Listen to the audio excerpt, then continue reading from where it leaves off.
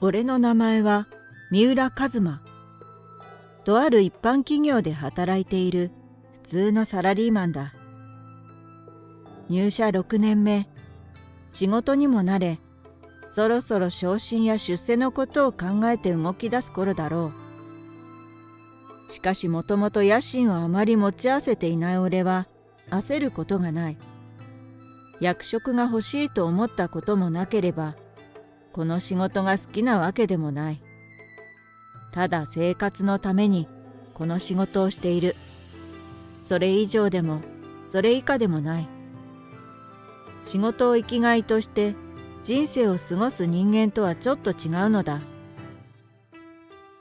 週末、俺はいつものように朝から準備をして最寄り駅から数駅の大きな公園にいた。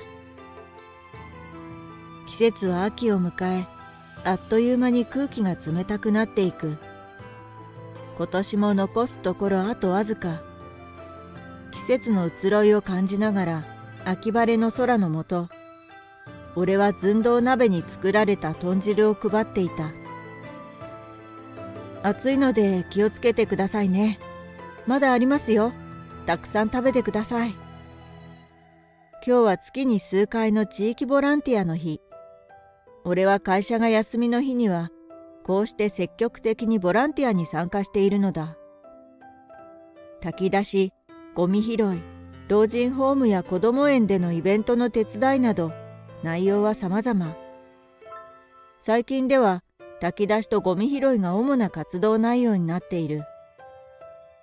大学生の頃、授業の一環としてボランティアに参加。そこから活動を通して、普段関わらない人たちと触れ合うことの楽しさを知った。たくさんの人と話すことで自分の人生の視野が広がる。感謝されながら、そして自分にも得るものが多いこの活動に、俺はすっかり魅了されていた。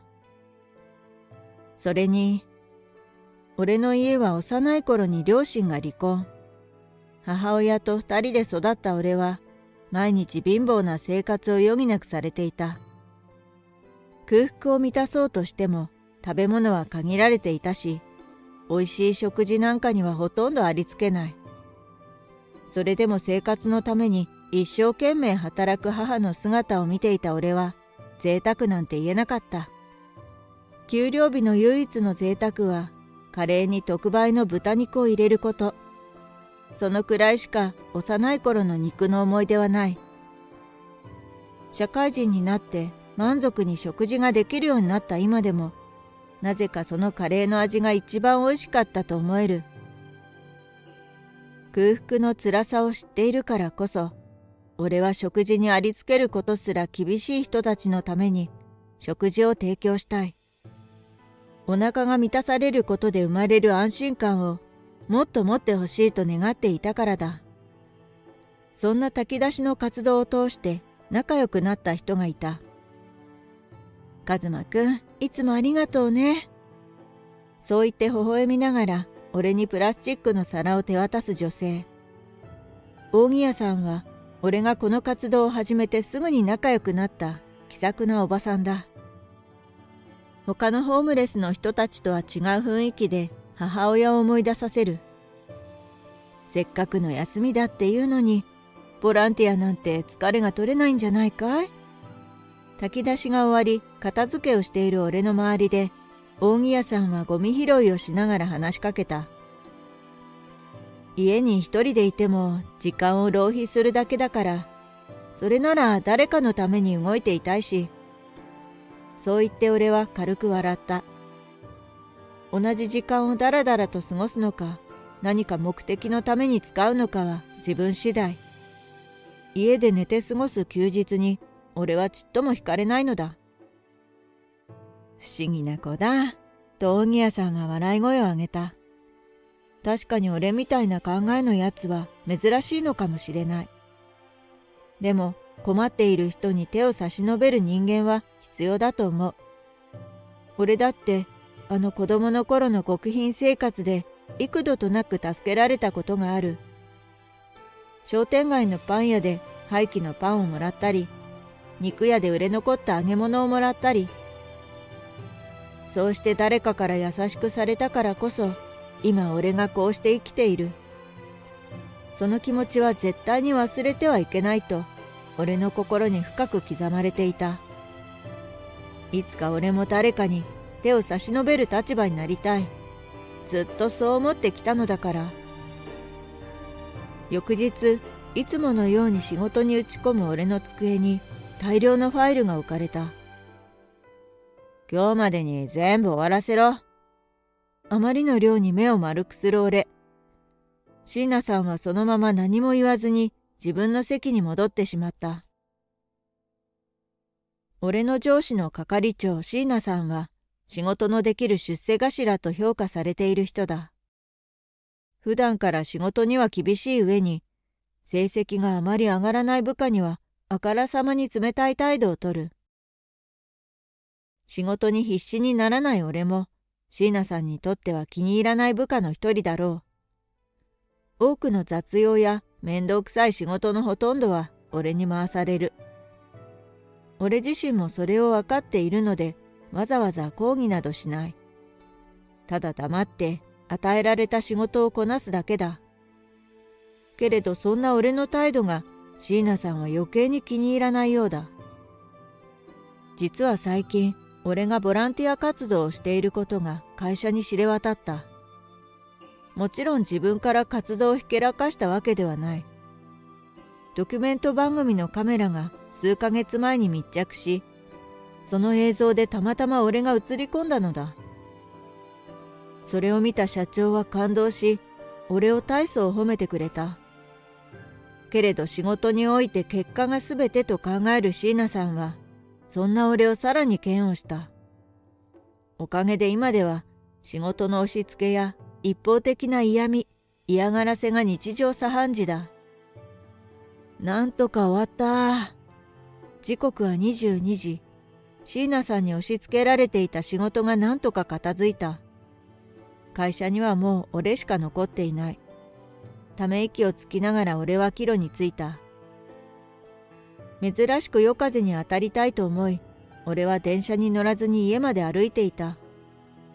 静かな夜道を散歩していると、一番季節を肌で感じられる気がする。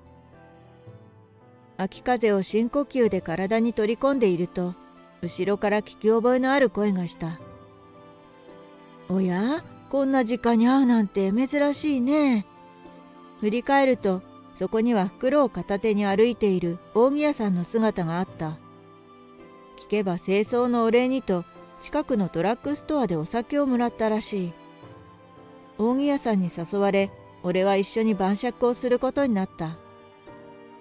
俺も近くのコンビニで酒の魚を買い込み、扇屋さんのテントの中で飲み会を始めた。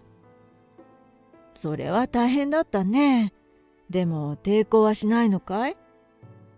会社の愚痴をこぼす俺に扇屋さんは穏やかに問いかけた。俺は当たり目を口にくわえたまま首を横に振る。期待するだけ無駄だよ。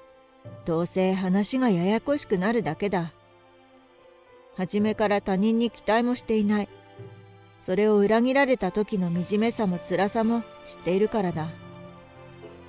若いのにいろいろと悟ったような生き方をしているね。しんどい時は誰かに助けを求めたっていいと思うけどね。お湯で温めたワンカップを口に、俺と扇屋さんはしみじみと飲み続けた。それから数日後、俺は社長に呼び出されていた。残業して終わらせた仕事の内容で、どうやら重大なミスがあったらしい。二度手間にならないように何度も確認をしたし、その後は椎名さんに戻っているのだから、役職確認がされているはずだ。しかし内容は取引先の漏洩。ミスの大きさに社長も俺をかばえずにいた。仕方なく俺は責任を取って辞めることを決断。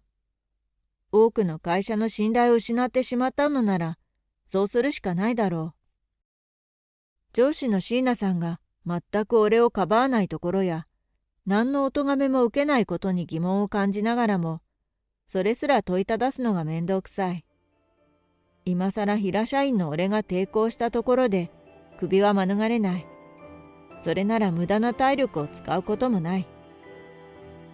ため息をついて、俺は自分の机周りを片付けていた。周りでは今回の件がすでに広まっていた。ひそひそと声を掛け合う同僚たちの中に、俺の居場所はない。いい君だな、三浦。俺のもとにニヤニヤと笑みを浮かべた椎名さんが姿を現した。部下がクビになったというのに見せる表情ではない。その瞬間、今回の件は全部椎名さんが仕組んだことだと察した俺。けれど、もう今更抗議する気も起きない。この仕事に固執したところで、給料が変わるわけでもない。しかも直属の上司が部下にこんな嫌がらせをする会社に残っても、大した未来は望めないだろう。椎名さんに構うことなく、俺は黙々と続けていた。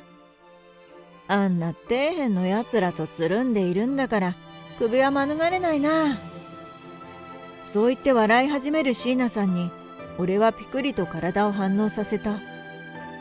底辺？俺の聞き返しを気にすることなく、椎名さんは続ける。あんなバカどもと付き合っている時点で、遅かれ早かれ、お前はクビだ。椎名さんはそう言って俺を嘲笑う。脳裏には優しく微笑む扇谷さんや、ボランティアを共に頑張っているスタッフの顔が次々と浮かぶ。次の瞬間、俺は無意識に椎名さんに詰め寄ると胸ぐらをつかんでいた。仮にも上司にその態度か？怒りをたぎらせる俺に、椎名さんは余裕そうに笑みを浮かべる。自分自身が馬鹿にされたり、利用されることには何も思わない。割り切ることだって慣れてるし、怒ることもないだろう。けれど、俺が大切にしている人たちをないがしろにされることは許せなかった。彼らに直接関わったことすらないはずなのに、なぜ一括りにして決めつけるのか。他人を貶めて笑うほど、本当にこいつは偉いのか。お前みたいなやる気のない部下が俺の下にいたら、俺の成績が上がらない。足を引っ張るやつに席はないんだよ。怒りで震えた俺は、そっと拳に力を込める。そばにいた誰もが椎名さんへ飛ぶ拳に目を閉じていた。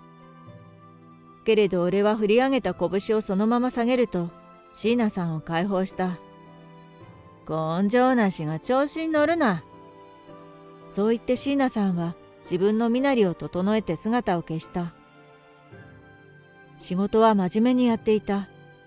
けれど、昇進も成績を上げることも考えていなかったのは事実だ。俺はため息をつきながら職場を後にした。それから数日後、俺は変わらず炊き出しのボランティアに参加していた。会社をクビになってから数日、毎日のように求人に目を向けて新しい職場を探す日々。家にいたら余計なことを考えそうだと思った俺は、炊き出しの手伝いに来ていたのだ。どうしたんだい？今日は元気がないね。俺の様子が普段と違うことを察した扇谷さんは、そっと声をかけてきた。最初は心配させまいと作り笑顔を見せていた俺も、扇谷さんの優しさになんだか本音を打ち明けたくなっていた。俺の話を聞いた扇谷さんは黙ってうなずいていた。それでも生きるためにどうにかしなきゃいけないから頑張るしかないけれど、少し他人に話を聞いてもらえたことで心が軽くなった俺は空に向かって体を伸ばした。本当にあんたは何でも背負い込みすぎなんだよ。軽く笑いながらつぶやく扇谷さんに俺は笑顔を向けた。悩んだって落ち込んだって現状が変わるわけじゃない。それなら前を向いて進んだ方が有意義な時間が過ごせるのだから。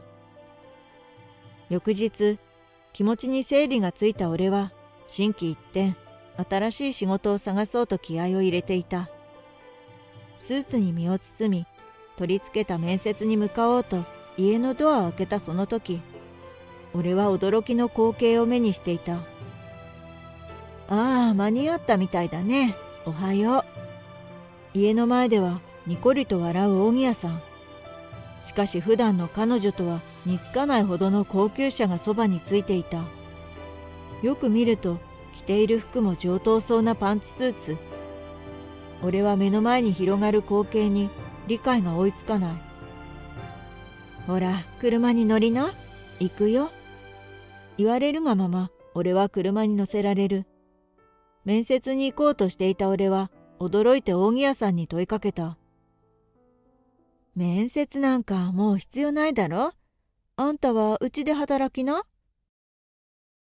そう言って扇屋さんは一枚の名刺を取り出した。書かれた文字を見て俺は言葉を失う。そこには大手食品メーカーの企業名、そして横には会長の文字。そう、扇屋さんはホームレスのふりをした大企業の会長だったのだ。若い頃、夫と死別した扇屋さんは、子供を育てながら夫の夢を叶えるために起業。一代で大きな食品メーカーを築き上げたのだ。現在は社長を息子に譲り、自分は会長へ。ボランティアのスポンサーとして寄り添いながら、自分の身分を隠して現場を視察していたらしい。もちろんスタッフの数人は会社の人間だったため、正体を知っていたものの、俺は無関係だったため知る由もない。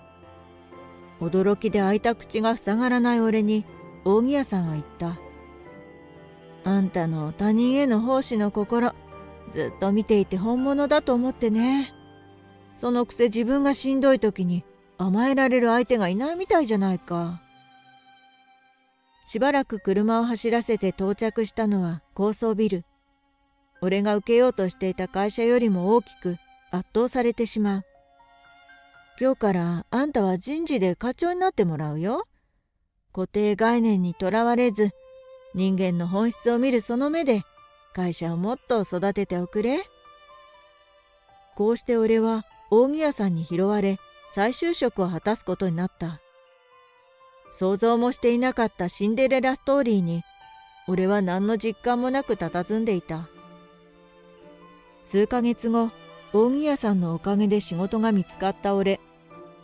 はじめは人事課長という大役に毎日おじけづいていたけれど、周りの社員たちに支えられて、今では自信を持ってその席に座ることができている。